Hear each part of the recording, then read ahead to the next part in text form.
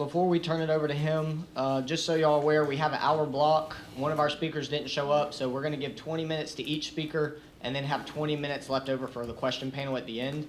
So please hold your questions to that last 20-minute block. If they finish before the 20 minutes, we'll add that extra time into that question panel. All right, so with that, I'll turn it over to Dr. Fankhauser.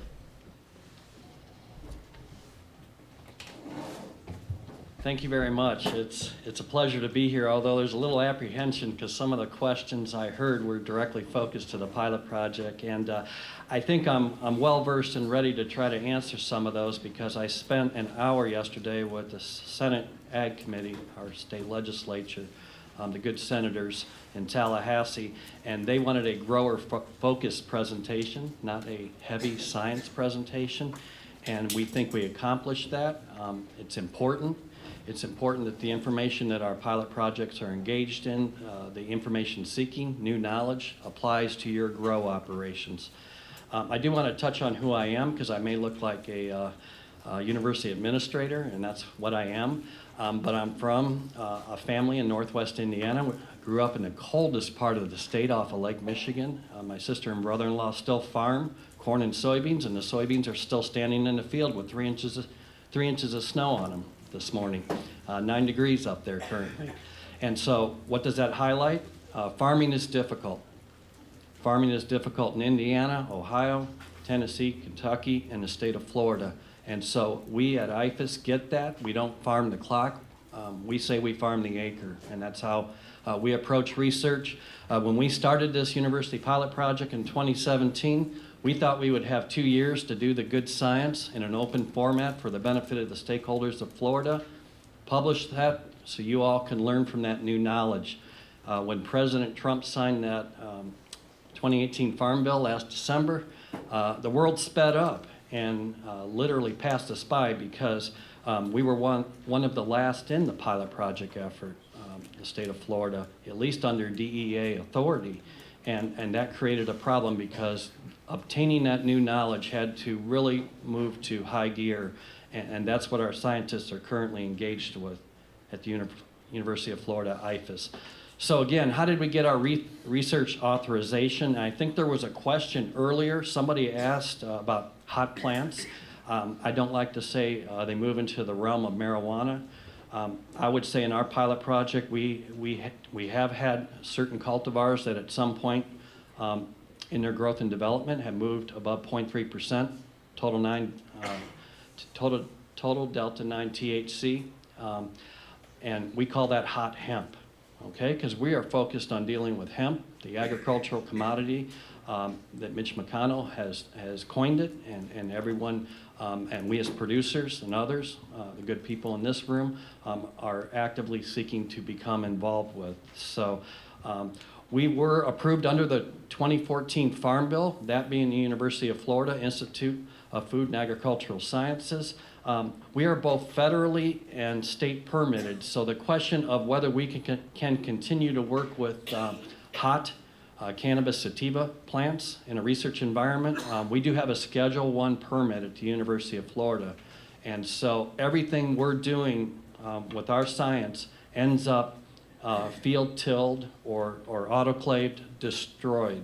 We are in a crop destruct situation. So we're allowed to go off label with pesticides, and there was a question on that because we are looking in an off label format, because everything's going to be destroyed, on what products might fit this market, and then advocate for that with our Environmental Protection Agency through multi-state efforts.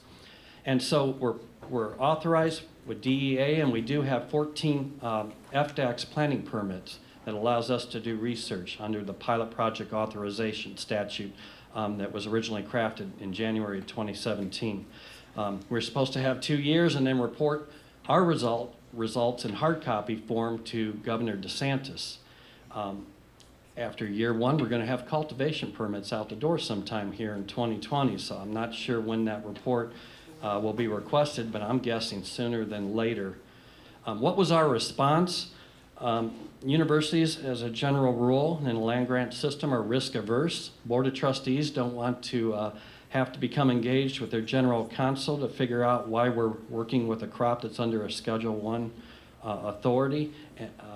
with very little background knowledge, and that's really where we're at. So we got approval to do all of our initial research only on UF properties. This differs from what you may see with the other pilot project at Florida A&M. Our Board of Trustees gave us that authority, and also to look at adapted cultivars to Florida, but not start out engaged in breeding efforts. And so there is no commercialization efforts or breeding efforts right now in our pilot project to provide you good people any seed in 2020.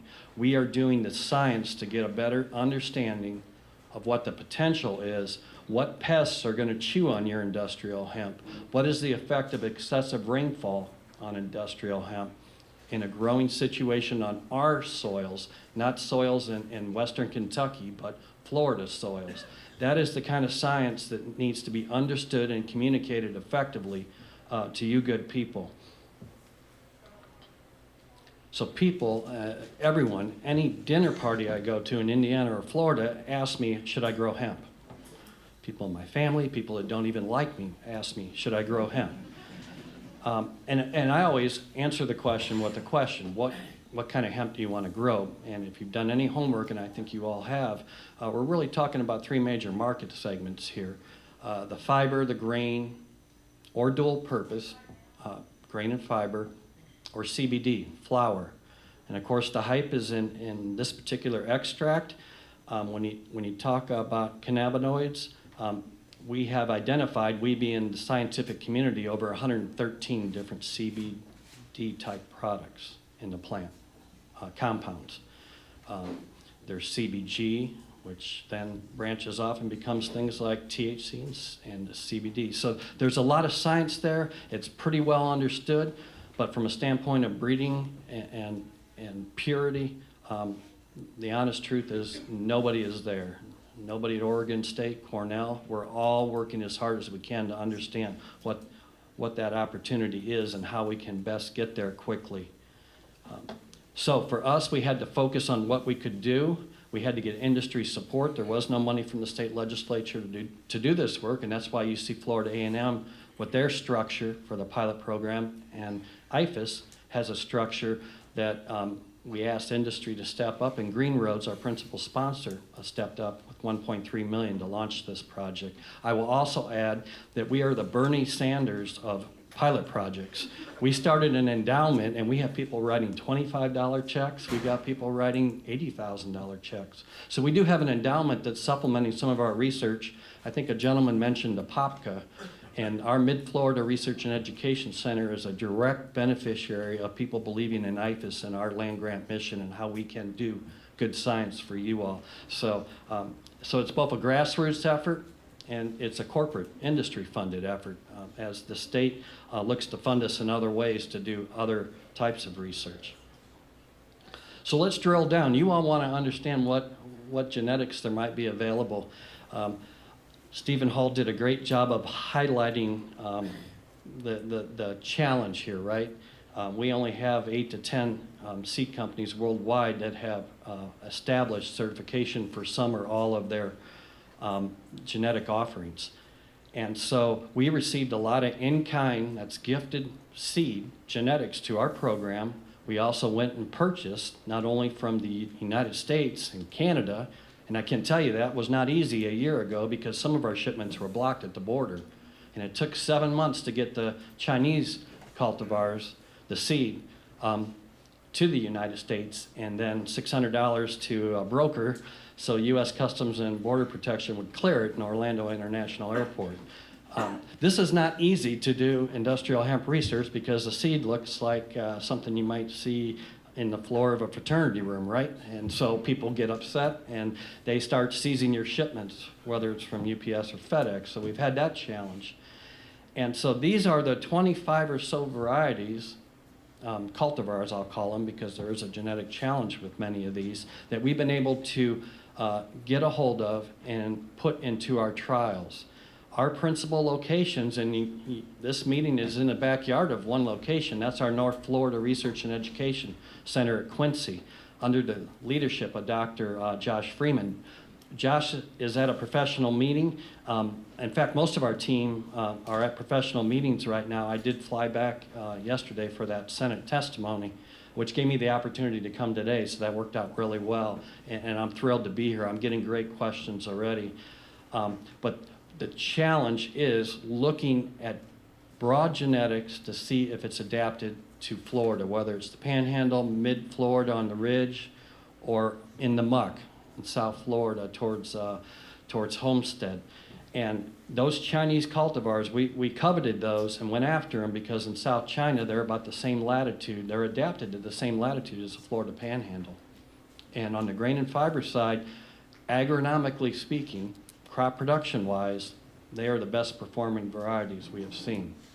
And so adaptability of seeds, and this is no different than peanuts, corn, soybeans, cotton, is key. Something we tried to mention in Orlando last week at that conference, and something I think some of you are aware of, is that nearly all industrial hemp is a short day plant. So it's the length of the night that determines when this plant will flower. So your medical marijuana grow systems, you'll see all those lights in there at night, and they're running 18 to 20 hour photo periods, length of day, until they're ready for that flower development, reproduction to commence. Then they shut those lights off. We have a challenge here in the beautiful state of Florida. We don't have as much day length as Indiana, Michigan, or Canada. And so early on, we brought these varieties down from Canada, the CFXs, from I think Heartland Genetics, and they grew about 12, 14 inches and then flowered. And if you plant a soybean in Illinois, mid-Illinois, on late March, March 15th, and it doesn't freeze out, it'll start flowering as soon as it comes up too. So there's the challenge, right? Adaptability. Very concerned about some of these northern latitude adapted cultivars being brought to Florida. And so a take-home message, and Mr. Hall highlighted this, it's understanding what's being promoted on the internet and over the phone may sound good. The germination percentage may sound good. The THC level may sound good. But is it adapted for your farm in Jackson County? This is what we need to understand, and this is why we're doing photoperiod research at mid-Florida that was mentioned, and CBD and THC tracking at those locations like mid-Florida. And so let's talk about what we're seeing. I'm going to jump south right away because we're getting ready to do a winter grow under a very short day length. We'll start another field trial here in late November. But what you see here are those Chinese, some of those Chinese cultivars in a grow. These were planted early to late May, dual purpose, grain and fiber type. They're in the background. In the foreground is the European grain and fiber cultivars. And the difference is pretty distinctive. These are similar supplemental irrigation, similar fertilization, in a soil that I struggle to call soil because it's basically crushed coral rock, called Rockdale soil. But it does highlight adaptability is key. Some of these Chinese cultivars got to 13 to 15 feet tall, and that's the stalk, that's the marketable commodity on the fiber side. And this particular, these set of genetics may be, if we can cite a processing plant in the Panhandle, very similar genetics to what you all as emerging industrial hemp growers could be growing. Maybe next year, but maybe 3 to 5 years from now. So if anyone tells you, we've had academics tell you that hemp can't grow this far south, that is not true. But I can tell you hemp can struggle this far south if it's not adapted. Probably overly driving that home. Okay, how about in the backyard of this meeting facility? Okay, over at Quincy, Dr. Josh Freeman is looking at the CBD hemp side of production. And hemp does not tolerate wet feet. Now, I'll show that in a few minutes. In other words, the rooting system of industrial hemp, as a general rule, will show water saturation stress sooner than other crops like corn or sorghum. And so for these high-value plants and some of these female clones that were transplanted to the field on a commercial level, and I think you can confirm this, could be $3 to $5 per plant. And that's an issue. And so the growers up north, although there's not many that have plasticulture in Kentucky, they are using raised beds. We have that infrastructure, we have that equipment in the state of Florida with many of our specialty growers. We see this as a viable system with plasticulture, drip irrigation. You can fertigate and you can try to hold the weed pressure down. The question of crop protection products, there is exactly zero commercially available weed control products, insect control, and disease control products. We are looking at that, as I mentioned when I started. That's going to be a key for us to understand and then work with our colleagues at other universities. And there's some great industrial hemp pilot projects. If you want to look online, Cornell University, Dr. Smart, and I saw him do his presentation in San Antonio, Texas this past Sunday at the agronomy meetings. NC State is engaged in a pilot project that's doing good science, and the University of Kentucky. Dr. Gaither and others are doing the great work that they've started with David Williams, who was in agronomy that just recently passed away, and a great loss for this industrial hemp effort to create new knowledge. What you look at here, and I ought to let you talk about this because I'm not an expert on pinching or skirting CBD type production. It's done on the cannabis side with the medical marijuana grow operations. But what you're trying to do there is to encourage more axillary growth, and what you end up with there is more flower development. And the flowers is where the CBD extract is obtained from. That's the marketable commodity on the CBD side of hemp production. Here's another good shot. Some of these, and we had one. Did anyone go to the September 24th workshop? Okay, so we had one that was so big we wanted to put Christmas lights on it, right? And so it's very impressive. But it's very depressing for plant breeders because some of those in the field were supposed to be the same genetics. And what you have are cultivars that are not what we call in agronomy true to trait. They're just not genetically to the point of being pure. And that's why Mr. Hall talked about the ayahuasca process and the fact that with peanuts and corn and soybeans, many, if not all, of what you buy in a bag for those particular commodities is genetically similar and will perform identical in a field setting on a large production scale. Folks, we're not there yet with industrial hemp. We had a great slide, which I didn't get a hold of 5 different seeds of a CBD hemp cultivar, and all 5 plants look different at mid-Florida. Very intriguing when someone's trying to sell you seed at, and maybe even as high as $1 to $2 per seed sometimes. And you have 5 different looking plants. We call that phenotypically different, and that's a problem. It's a problem for you because you're spending your hard-earned money on seed that may not perform from that plant to that other plant, although it's supposed to. But we are seeing performance. We are seeing good plant growth and development. Some southern blight in this field, which is a fungal disease issue, but we know it can grow in this part of the world, and that's a good thing. So some of the good, why don't we talk about the bad and the ugly, okay? This is our wonderful Flatwood Soils location just north of campus in northern Alachua County. We had trouble getting permitted where we wanted to be permitted in Marion County, so we went with our backup site. It also provided more isolation away from college kids, which could be an issue. But it did put us in a precarious situation because in early July we had 5 to 8 inches of rain over a week and a half. And I have another photo that I've showed in other workshops of those Chinese cultivars doing really well. That's those Chinese cultivars in the lower right. In a period of 5 to 7 days, we lost all the data, and they died. They basically senesced or finished up their growth very quickly. You see the standing water. We may do some follow-up studies here to confirm and look at moisture stress from soil saturation. But this is my take-home message here, okay? Industrial hemp, if you're going to pay the kind of money that's out there on the seed and female clone supply side, I would recommend, and I think the pilot project team and other pilot projects will recommend the best fields you have on your farm. Well drained, tile drained, water off in 18 to 24 hours under all conditions. And you know, Lord knows in the state of Florida we have an issue like Irma or Hurricane Michael, and then that's an outlier, right?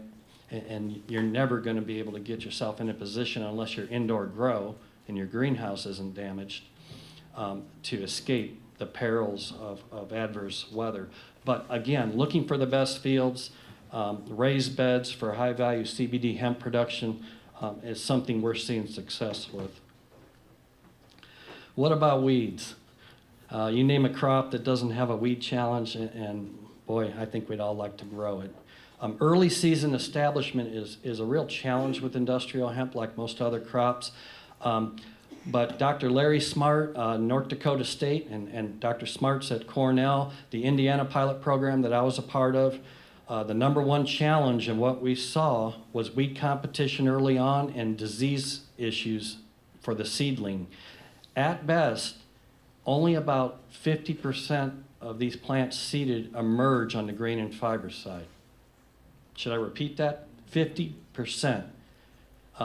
In corn and soybean production, which I know so near and dear to my heart, we get disappointed if we see anything below 75 to 80. And so if you're seeding normally at a rate of, what would we look at, 1.1 million seeds per acre on the grain and fiber side, 1.1 million, and you paid for 1 million seeds per acre on the grain and fiber side, and only 500,000 are going to actually become a plant. That's an issue. It's an issue that could be resolved by better breeding activities, approval of labeled fungicides, insecticides, seed treatments. Again, science that needs to be done, visits with EPA. These are things that pilot projects in academia, us people, need to work with you all and advocate for so we can have the proper tools to grow this crop profitably. And so that's one of our greatest challenges. And again, this is not a presentation to throw cold water on hemp. But if you're involved in production agriculture, I think most of you, if not all of you, know what I'm talking about. It's the real world. We can't control the environment. We need tools that'll help us grow this crop and overcome some of those issues. So I'll do my closing thoughts because I know I'm out of time. Issues and concerns. I'm cautiously optimistic, and this is not to put cold water on it, but there's some real issues we need to figure out. Stephen Hall and others from FDEX have done a yeoman's work. I can't say enough about them. I've seen other state departments of agriculture struggle with this. You have some of the best in this state, but they are struggling with trying to find a path forward on this whole certification verification issue for hemp seed and cultivars. And we are working with them, talking to them about what opportunities might exist and options. I touched on this already, lack of registered crop protection products. We need to get there. We are doing that research. Again, we're in a crop destruct situation, DEA and FDEX permitted. Adapted hemp cultivars. Questions, if you're on the phone with the seed supplier, where has this been grown? Performance data.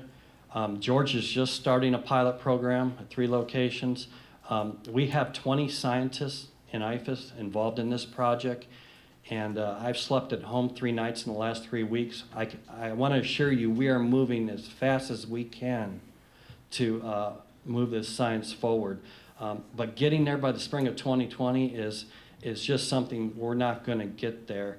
And so I want you all to be cautious, optimistic but cautious, and question anyone that's trying to sell you, and maybe you'll touch on this, about the perils out there, because we want to do it right. I think FDAX, the University of Florida, we're all on the same page, and we want to be comfortable with what we're telling our great IFAS extension folks about consulting with you all on how best to grow industrial hemp. But we got to be science-based, and we don't want to see what happens in Colorado, what's happened, Colorado, Oregon, happened in the state of Florida. And one issue, and I know I'm out of time, I'm passionate about it. If you're growing grain and fiber, you're going to have male plants. CBD production is a female-dominated effort. Males are useless, my wife tells me, in that production system. Hopefully she's just focused on that production system.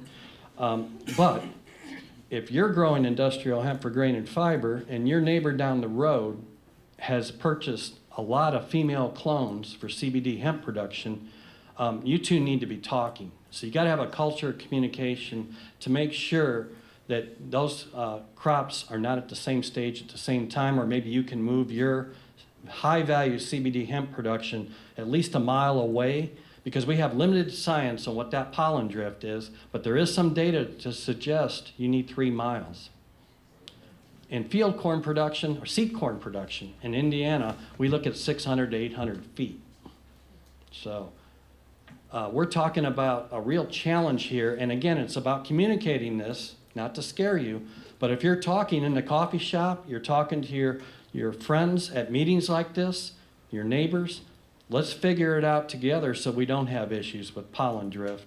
If you're near a medical marijuana grow operation, they're permitted differently, and they're going to be scared to death if they see hemp within 1 mile to 3 miles of their high-value, millions of dollars contained high-power grow operations. So very concerned about that. And I think we're going to answer questions at the end.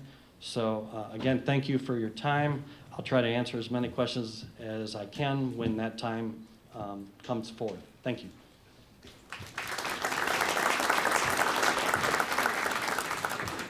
Thank you, Dr. Fankhauser. So next, we're going to turn it over to Scott Burgett with Green Earth Cannaceuticals. And he said he did not have a PowerPoint, so he's got the next 15 minutes, and then we'll roll into questions on the panel for Q&A. So if you'll hold questions till the end. Again, like she said earlier, when you have a question, if you'll wait for the mic to come to you, we want to make sure the questions are recorded. If you watch this later or someone else watches it, they're going to want to know what was being said. Thank you. How's everybody doing? As he said, my name is Scott Burgett. I'm the owner and CEO of Green Earth Cannaceuticals, a partner with FAMU's Pilot Hemp program. Unlike Jerry, you probably don't think I'm a college administrator. Like I say, the part of the industrial research that I'm really focused at is on genetics and on farming. Our pilot program in Bartow, we just harvested a 30-acre crop. I've got another 2,000 plants here in Tallahassee that we're running cannabinoid content testing on. Again, that's going to be one of the biggest concerns farmers are going to have is a need for good crop management. So we're taking these plants and testing them from week 4, 5, 6, 7, so we can identify crops that will work for farmers when they need to be tested and when they need to be harvested to be hemp compliant. Now let's get to the thing that all the farmers want to know. How much is it going to cost me? My 30-acre farm in Bartow cost $400,000 to take it to harvest. We didn't get our permits till August. July 29th, I didn't get plants in the ground till August 2nd. I would advise everybody, don't do that. I've told our farmer, I made him come talk to me before I spent his money and let him know he's going to lose money. It's just not, these plants went right in from clones that are about 5 inches tall. They get locked on a truck in Kentucky where they're blacked out for over 24 hours, and that pushes them into a flower cycle right away. The normal flower cycle for hemp starts about middle of August. The average harvest is going to be around mid-October. Another thing farmers need to look at, and as Jerry expressed, hemp doesn't do well with water. It's a dichotomy of a plant. It drinks a lot of water. It doesn't want to be wet. So like I say, ours went right into flower. We still averaged about 6 ounces of biomass per plant. Value of that crop turned out to be about $200,000 in the market if we sold it. So planting late cost that farmer about $200,000 this year. We can make that up through processing if we're going to take it that way and produce a finished product. So there are ways to maximize your money generated from your crop. A big part of that is going to be processing. there is a shortfall of processing in the state of Florida. I know of 5 processors in the state of Florida. My company will be building 2 more, hopefully in 2020, another 3 in 2021. Like I say, all of this is for oil production. I believe fiber grow and the industrial grains and fiber genetics will be the future of hemp. I believe CBD oil production is going to go indoors. And for the same reason Jerry's talked about, cross-pollination, it's going to happen. If you have fiber hemp growing and oil hemp, please talk, please try to help each other, please try not to get on top of each other. Farmer producing oil crops is going to get paid on his cannabinoid content.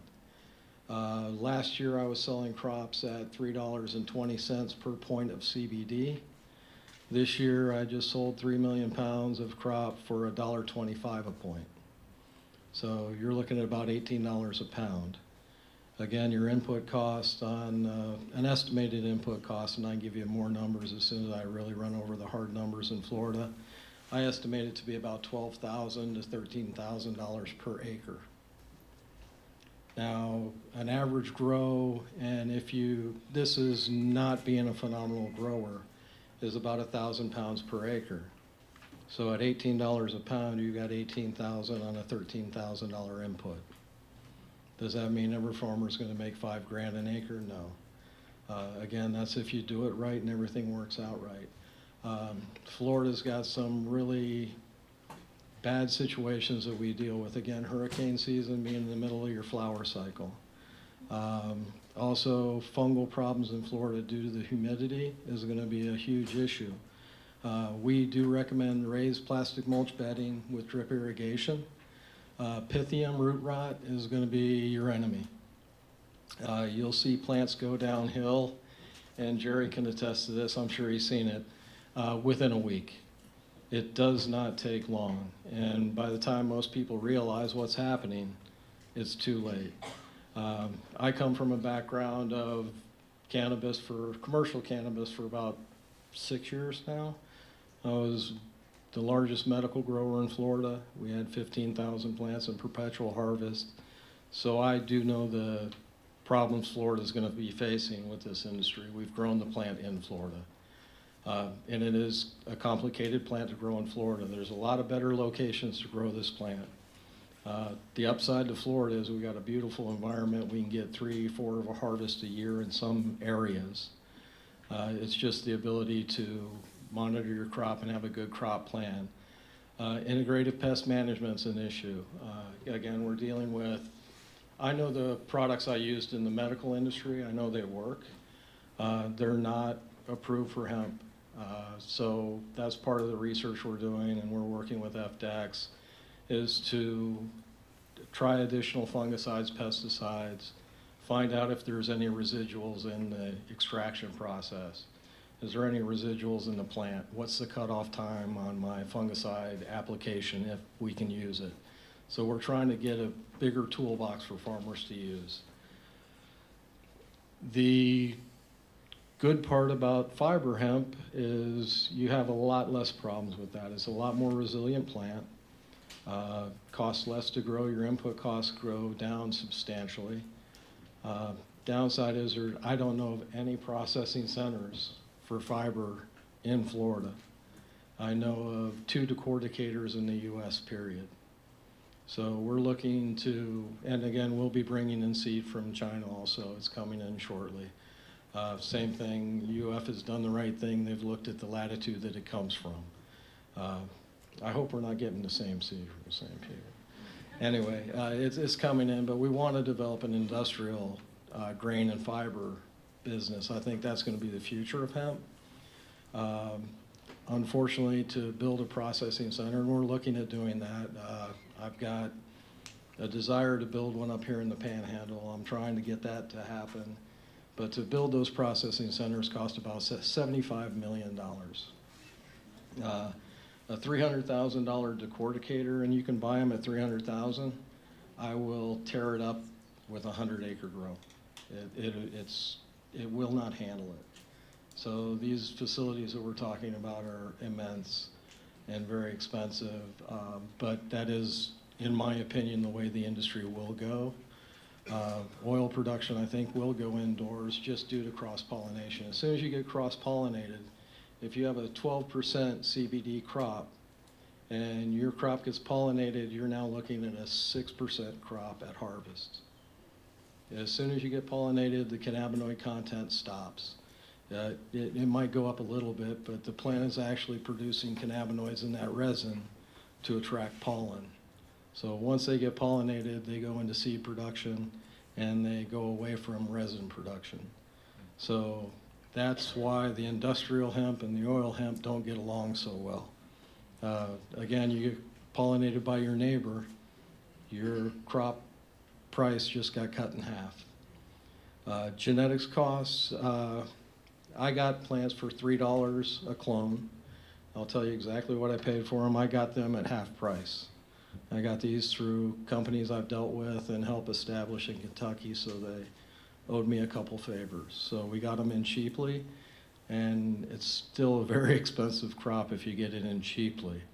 But we are doing the research on best practices for growth.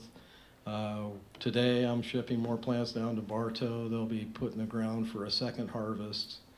They'll be planting tomorrow and Friday. We'll harvest 8 weeks after that. Autoflowers, I haven't heard anybody mention autoflowers. Those are genetics we're trying to bring in for additional crop cycles. They're not photodeterminant, so as soon as you're past the worries of a frost or a freeze, you can go in with an autoflower genetic and in 76 days have a harvest. So if you do that at the right timing, you can follow that right up with a regular hemp harvest that'll take you through October, and if you're not worried about a freeze, you can go right back to autoflower. So it's very easy in the right areas to get 3 harvests. If I go south of Bartow, I think I can get 4. The hard part is it gets, like I say, the daylight length and growing conditions get sketchy as I go south of I-4 is what I'm finding.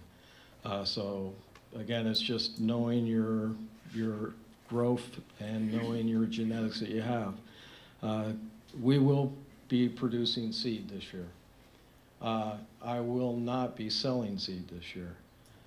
The seeds we're producing or that I will produce will not be feminized seed. These are going to be regular seed, and I'm going to tell you as a farmer, you do not want to buy regular seed. And people say, why? Well, 50% of your plants are now male. So you're paying for twice of what you should be paying for genetics if you buy seed that way. And now if you don't go in your field and pull out every one of those males, again, you're going to pollinate your own crop and your CBD content's going to stop. So it's a very poor decision to buy regular seed. Feminized seed, and everybody's, I'm sure, heard of it if you haven't. We can make feminized seed. I can hermaphrodite out a female plant that'll produce pollen. Genetically, it's still a female plant, so the pollen is all female. We cross-pollinate another plant with that or itself with that, and you come up with a feminized seed. So it should be, in theory, 100% female.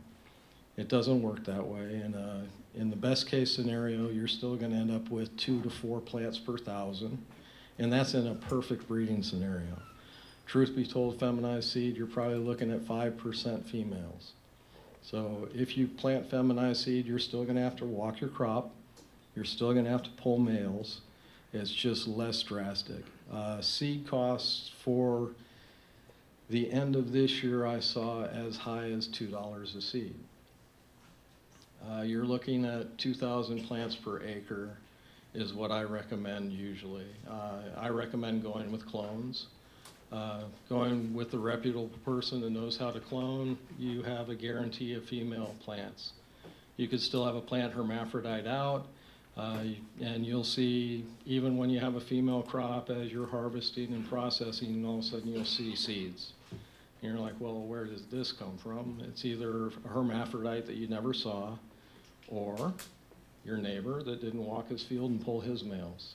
So again, as a group of farmers, be very cognizant of what your neighbors are doing and their grow practices also. You can have the best practices possible, and you're still at the mercy of the surroundings around you. Jerry had talked about a 3-mile setback. I can tell you with personal experience that I've been pollinated by a crop that's been over 3 miles away. Now they say, are you sure? Yeah, I'm sure. I know exactly where my field was, and I know exactly how close the next grower was. Could somebody have had a plant in the woods somewhere? Yeah, but not where I was. So pollen drift is a substantial problem. We're trying to do research on that. I've got 5 permits, and as we grow seed, I've got a couple that are 3 miles apart to 5 miles apart. And Jerry knows the location I'm in. I've also got 2 medical marijuana companies that will yell if they get pollinated, I'm sure.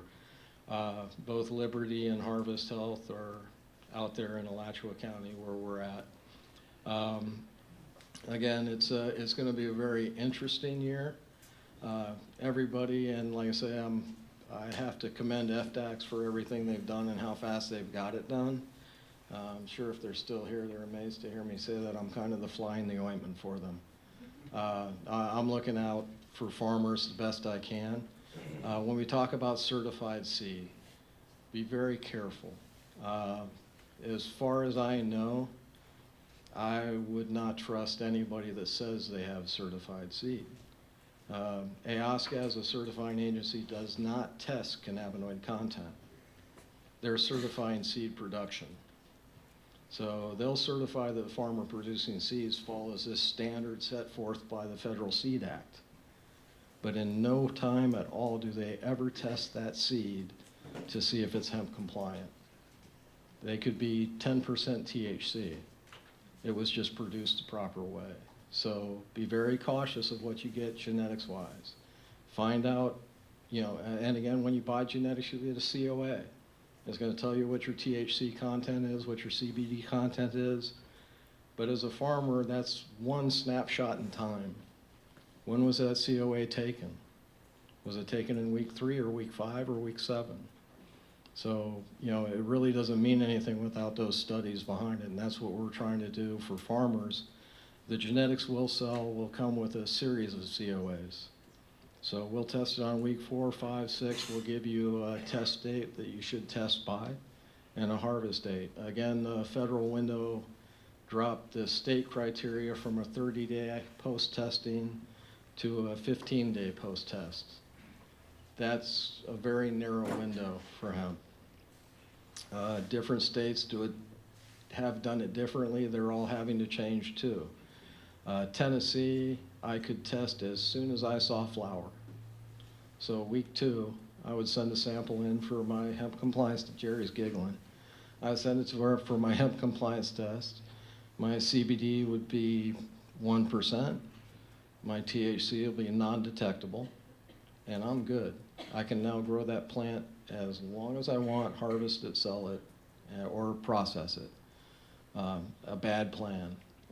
I think somewhere in between there and 15 days would be a better answer. I loved Florida's answer at 60 days or 30 days, but federally they're not going to do that. So the testing and having a good testing cycle is paramount.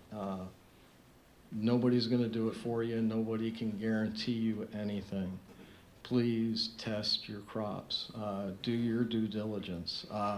I've been in this industry a long time. If you're buying seeds from a group you don't know, if you're buying out of state, I've seen producers of seed with super sacks full of seeds. And they have 8 different COAs. So they got 8 different strains and 1 sack of seeds. How does that work? But that's what happens. I mean, it's the truth. Stuff like that does happen in the industry. So do your due diligence, make sure you're getting genetics from reputable people, and ask them who they sell genetics to. Ask them what grows they sell and what grows can I call another grower that's grown seed or clones that they've got from you? If they can't give you anybody, I suggest you go to somebody else. But we will be producing genetics for Florida next year. Trying to work with a couple other companies and bring them into the pilot hemp programs. So I'm talking with FDAX and FAMU. A couple of them are here today, but we do have good commercial nursery people that want to help out with the genetics aspect of what's going on. Again, we're very cautious about the nursery people we are willing to bring into this program. Not that I don't trust everybody, it's just that I don't trust everybody. You know, I'm a realist. People will take advantage of the system. So don't be the farmer that gets taken advantage of. Go to these summits, talk to each other, get the information you can. Talk to everybody you know. You'll, and it's a small industry. The more you get into it, all of a sudden you'll see names start crossing, and you'll see who has done what, who's doing what in the industry, and you'll get in with a group of people that hopefully you can trust that will help you out. So that's my big pitch, is be very cautious. I've got farmers that talk to me all the time. I've got 1,000 acres I want to grow this year. Well, go talk to Jerry. I don't want to talk to you for 1,000 acres. It's silly. We have to do this responsibly. On a 500-acre farm, you're going to have over $1 million in genetics costs. That's a lot of money. If you have a hot crop and you have 500 acres at 12,000 an acre, that's a lot of money you just lost.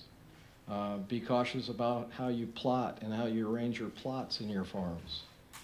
People look at that as like, oh my gosh, they're making me do 4 or 5 plots. It sounds silly. They're trying to help you. If you have a plant go hot in one plot, and I have a 50-acre farm and I've got 5 strains in a plot, one strain in that plot wipes out that whole plot. So if you can isolate plots, and again, it'll cost you more for different permits, but it protects you. There's reasons they do that, and it sounds silly, it sounds bureaucratic, it sounds like they're trying to get in your pocket. They're not. I can promise you FDAX is not trying to do that. They do want you to succeed. They are doing everything they can to help you succeed, I promise you that.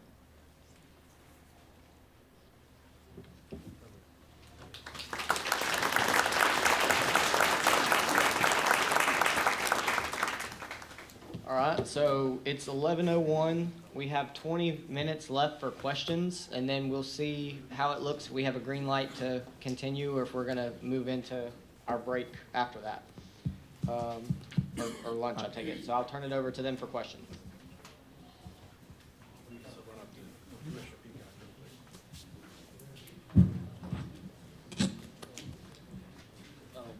We're going to go with Mike. I'm sorry.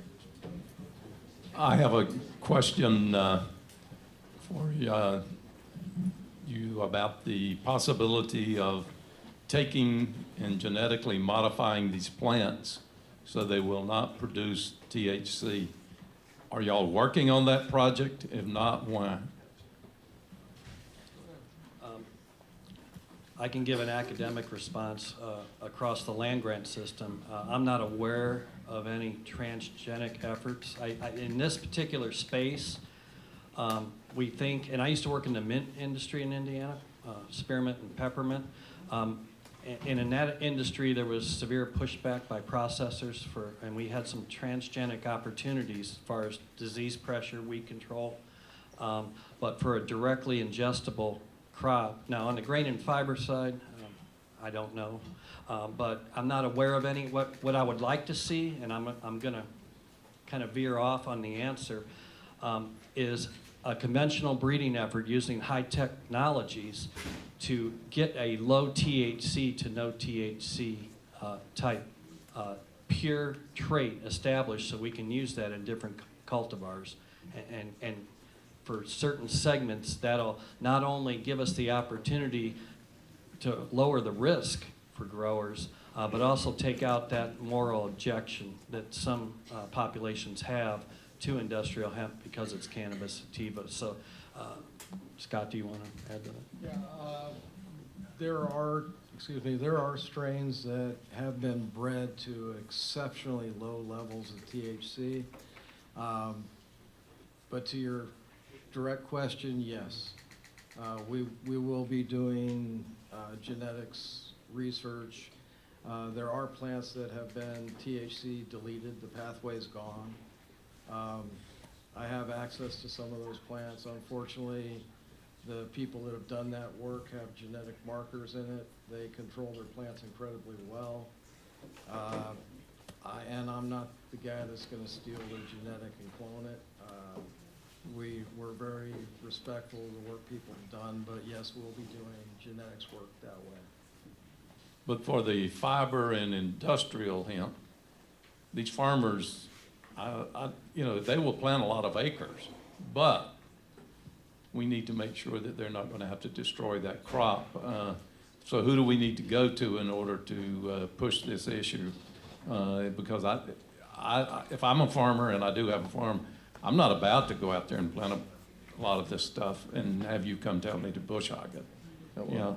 Neither Jerry or I are coming to tell you to bush hog anything, I promise you that. But you see what I'm saying? We need to push this side of it in our research. If someone else has already done it, why can't the University of Florida duplicate it and make those seeds available? Most of your fiber crops or your grain or dual purpose crops are exceptionally low in THC. It's usually the oil crops that have an issue with it. I know of several fiber crops that I will grow them indefinitely and never hit that 0.3 threshold. Yeah. So what you're speaking to is the science that's needed. So prior to 2014, it was illegal for any university to engage in a breeding program. And so we were left to look at outside the U.S. or underground background efforts for any genetic improvement. And Scott's exactly right. On the CBD side, once you get above 6-7% CBD expression, there can be some leakage in these genetic metabolism pathways, and that THC level will begin to creep. So plant breeding efforts across the system need to happen, whether it's on the private side or the public side at universities and land grants. We are exploring this at IFAS because we know in the state of Florida, where we have been successful, is where we have researched and bred adapted varieties of strawberries and blueberries. And with our heat and humidity and our day length, it just makes sense for people like Scott or ourselves at the University of Florida to get in the lab, get in those greenhouses, and start to look at adaptable genetics. And we may have to search the world. We're requesting to look at feral populations. I grew up in northern Indiana. I grew up with ditchweed. It was in many of our ditches in the Kankakee River Basin. There's something about that persistence and the genetics there that maybe we need to take a look at and then bring those genetics to our labs at our 12 research and education centers and on the Gainesville campus and begin to understand what we might be able to produce for the benefit not only in the Panhandle but across Florida.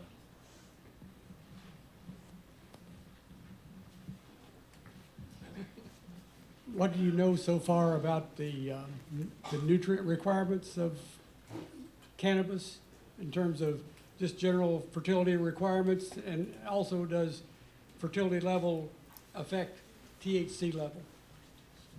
Yeah, the CBD level, and again, once that plant is pollinated, the CBD production is gonna basically stop. It's gonna go into seed production, it's gonna senesce into that aspect of its life, and all of its energy is gonna go into seed production. As far, and what was your other? Just the fertility requirements, NPK, Oh, yeah, on fertilizers, again, in the vegetative aspect of the plant, what we recommend is a 3-2-1 NPK ratio. Week prior to flower, we switch over to a 2-2-2 ratio or a 1-1, whatever it is, equal ratio. In the flower aspect, you're looking at a 1-2-3 ratio. I know this from growing medical marijuana for a long time. Again, the genetics I brought in from Kentucky, they were going into flower. We had to take them and get them out of flower for our production and propagation programs. There's three things you can do basically to a cannabis plant to try to trick it into being in a vegetative state. One of it's going to be your light cycle. You go to an 18, 20-hour light cycle. You can go 24, but I think plants get tired too and they need to sleep a little bit. We go up to an 18-hour light cycle. That didn't take my plants out of flower. They were still in flower in Kentucky for 2 weeks with that light cycle. The other thing you can do is increase the temperature, make it think it's summer or spring. I don't know if you guys remember August, it was plenty hot. So that wasn't the problem. So the only thing I could do was push a high nitrate fertilizer. There was nothing I could get on the market right there that was a 3-to-1 ratio at a high enough concentration. I had to get a nutrient made for me. We went with an 18-12-6. I burnt half of my crop up with nutrient, but the rest of them went from 5-7 lobe leaves to right back to the single lobe leaf like it was a seedling. And they came out of it and they went right back into veg, and I've still got them in veg at the nursery right now. We're sending them out to Bartow, like I said today. They're gonna go in the field to switch back over into flower. Very good. A lot of knowledge sitting next to me. And the only thing I'll add, Scott noted mostly on the CBD side of hemp production. And what we're seeing and what I'm seeing in the literature from other land-grant institutions, other pilot projects, is that how you fertilize on the CBD production side, either indoor grow or outdoor field setting, is going to be different than the grain and fiber. And so in the Indiana pilot project, and that was a higher organic matter prairie-derived soil, at that one location, we were looking at half to 2/3 of what you would do for a corn or sorghum crop. So if you want to talk NPK, it's more of a biomass production fertility regime. But again, we need to have Florida-specific information on maximum economic yield. We also need to do BMP work, and we're working with FDAC's Office of Ag Water Policy, and we hope to do that best management practice for supplemental irrigation in a field setting at our West Florida location, which is in Jay, and also at Homestead. So we're going with the extremes. Still in the Panhandle, but we're trying to get that South Florida, very western Panhandle. We also have an agronomist there that can do that work, and we have an irrigation system that's been set up and dedicated for that best management practice work. And so what you may see coming out of IFAS Extension here going into next year is very preliminary 1 to 2 page publications talking about observations on fertility, on irrigation, based on our limited science for these different crops, whether it's CBD production or grain and fiber. Hey Jerry, having been out to, right here, having been out to Gainesville as well as Quincy, FDAC's pilot programs, I understand the wet feet in Gainesville as the reason for the crop failure there on the industrial, but what about Quincy? I mean, we were told it's not even worth the trip across the street to look at that industrial, the bamboo style industrial hemp, because it was such a failure. Have any industrial hemp crops been identified for the Panhandle area as being specifically successful? And a follow on that, have you tested these industrials and are they exceeding the 0.3?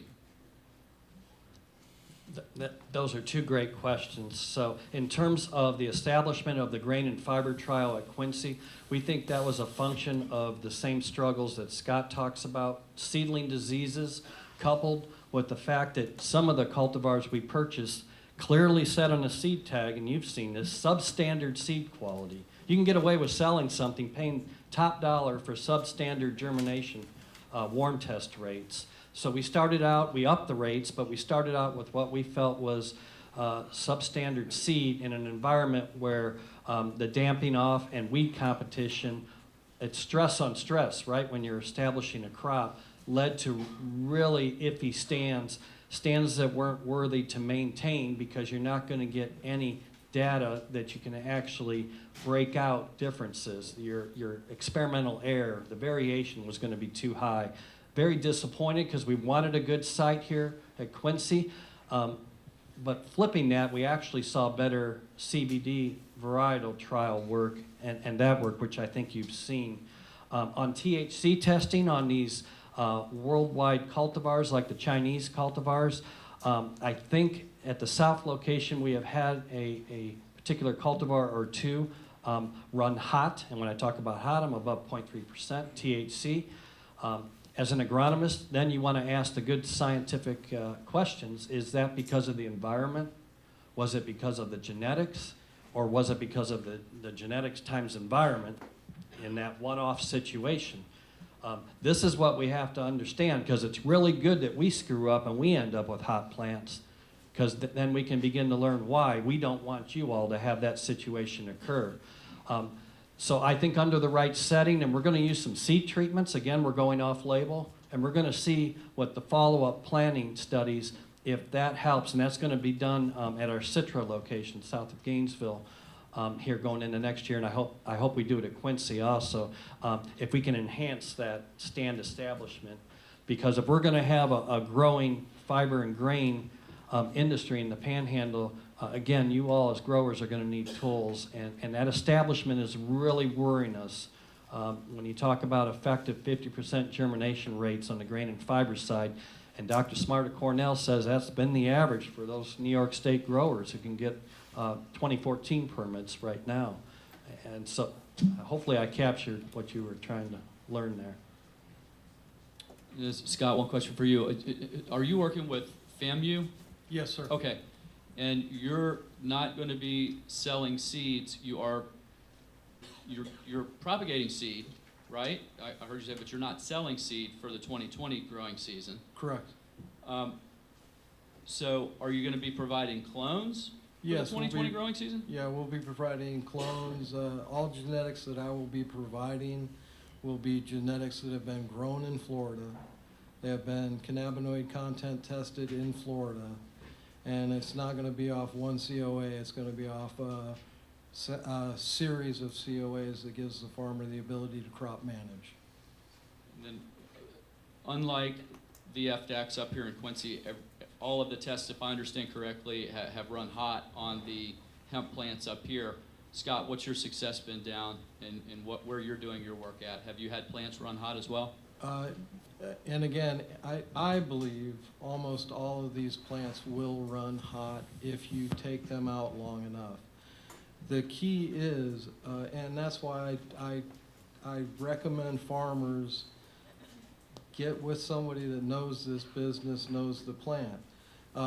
If you just grab your genetics in that COA and you get it from Kentucky, and I can send you to people that'll sell you all the plants you want. That COA doesn't tell you that was taken at week 5. It doesn't tell you it's at week 6. So if you don't know that and you're looking at, and what's going to happen with farmers is they're seeing the flower production. And it's exciting. Jerry's seen it. It's so cool when all of a sudden you got little flowers. My plants in Bartow were flowers from this far off the plastic to the top of the plant. So you got a 28-inch cola bud. And you go, wow, it's still growing. I'm making weight. No, what you did is you took your crop past that cycle where it's harvestable, and yet you're now a hot crop. So being able to have, and that's why we're doing this research in Tallahassee now. I've got 8 strains in Tallahassee. My cherry citrus and my cherry, I tested at week 4. It was compliant. At week 5, it's compliant. Week 6 is coming up this Friday. I've got my other strains that are on their 2nd week of testing. We're going to find where that point is. So once we get those points, we can talk about realistic crop management plans. And that's all this is again, it's crop management. But as a farmer, you need a tool to be able to do that. That one COA that's a snapshot in time doesn't help you at all. They need to have, again, if I can give you a series of COAs and you do a test, and you do a test in week 6, and you can look through that COA timeline and go, wow, that's here. I still got 2 more weeks I can grow this. Well, then you need to get that test into FDACs and get that plant out of the ground in those 15 days. But without a farmer knowing that, it's just a blind, throw a dart at a wall And, you know, that's what you're guessing on. And a 15-day window, and that's a tight window in this industry. And it's a very tight testing window. I think we got one more here in the back. I just want to add to that, because you mentioned the Quincy location. I want to qualify, and his answers were great, because we are running a pilot project, so we are intentionally taking those plants, no doubt, past where you will if you engage in CBD hemp production. And so by taking them to the bitter end, we are going to probably run hot with those high, above 6 to 7% CBD type cultivars. Across our entire pilot project, not all cultivars are running hot. And so if you hear someone say that they heard IFAS had hot plants, it's not all cultivars under our study, but do know that, you know, we're looking at stress factors. We're taking these plants to what we call physiological maturity. So basically, you know, like with peanuts, you're getting there and then you have your nuts, your peanuts. So we're running the whole spectrum, and we are sampling at different stages. We're doing our own in-house sampling, and I should mention that. A COA is their certificate of analysis. So we're not getting third-party COAs. We have a School of Pharmacology at the University of Florida, part of our pilot project team. We're not only looking at THC, maybe weekly or biweekly, but we're looking at 9 to 12 different cannabinoids of the 113 that have been documented. And of course, the big one, you know, looking at CBD, and that's what you'll get, on a COA. But we're looking at these different breakout compounds because there is interest in those other compounds. And we want to track how genetically these cultivars are expressing that at North, Mid, and South Florida locations. So I hope that helps. Jerry, Scott, the stuff y'all are sharing, this is such a industry with incredible potential. And I know your candor, Scott, is saying we've got to be realistic.